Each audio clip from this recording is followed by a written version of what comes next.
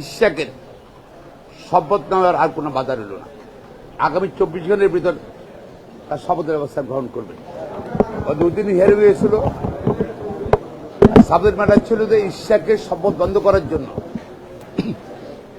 জৈনিক মামুন রশিদ এটা রিট করেছিল তার শপথ এবং রায়কে চ্যালেঞ্জ করে। 2 দিন হেগড়ে পরে আজকে মহামান্য সুপ্রিম কোর্টের হাইকোর্ট ডিভিশন রায় দিয়েছে।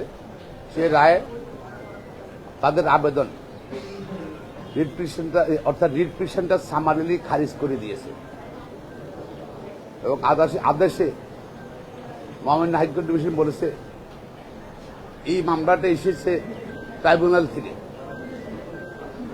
কেউ যদি ক্ষতিগ্রস্ত হয়ে থাকে, যদি সে আপিলের ট্রাইব্যুনাল আছে সেখানে যেতে পারে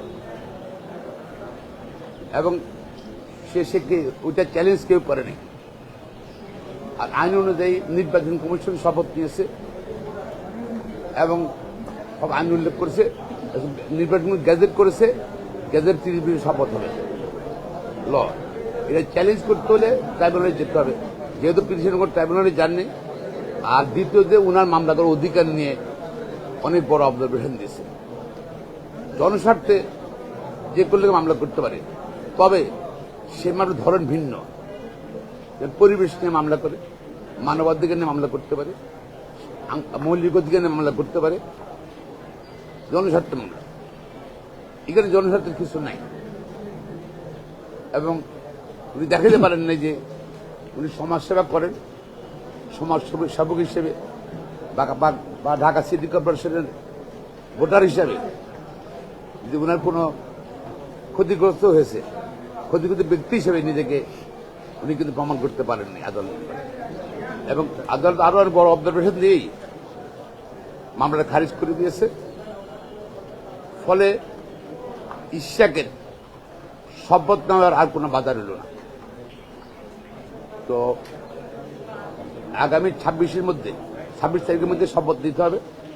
শপথ যদি না দেওয়া হয়, যেহেতু ট্রাইব্যুনাল একটি আদালত, হাই কোর্ট অব দ্য কান্ট্রিতে চেষ্টা করছিল একটা মহল শপথকে বন্ধ করার জন্য, সেটা ব্যর্থ হয়েছে।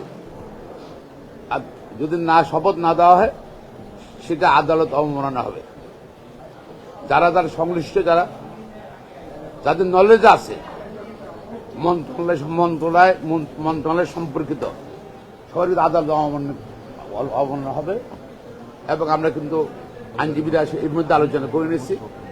নেক্সট স্টেপ কিন্তু কন্টেম্পট অফ কোর্ট।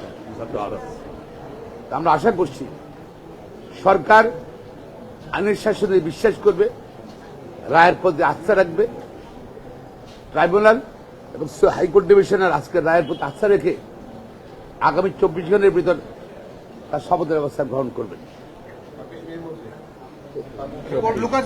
কি বলেছে লোকাল বলছে তার কোনো লোকসেন নেই, সে তো লোক আসছে লয়ার মামলা করতে পারে, তবে এইসব মামলা না যেখানে কন্টেস্টিং পার্টিস আইনে বলা আছে কারা কারা এই মামলায় পার্টি হবে।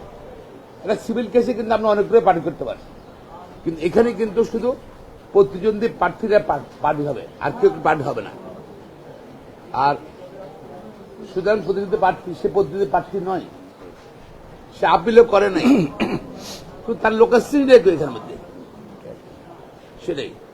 আর নির্বাচন কমিশনের ভূমিকা সম্বন্ধে নির্বাচন কমিশন কিন্তু কিছু করণীয় নাই।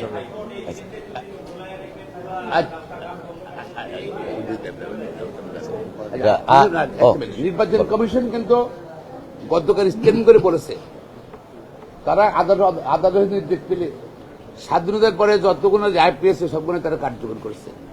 ইলেকশন কমিশন তো পার্টি না, এখানে মানে প্রতিদ্বন্দ্বী না, এই জন্য তারা কন্টেস্ট করে না। গতকাল পর দেখেছি কোনো আইনি জটিলতা নেই। না দেওয়াটা বরঞ্চ আদালত অবমাননা হবে।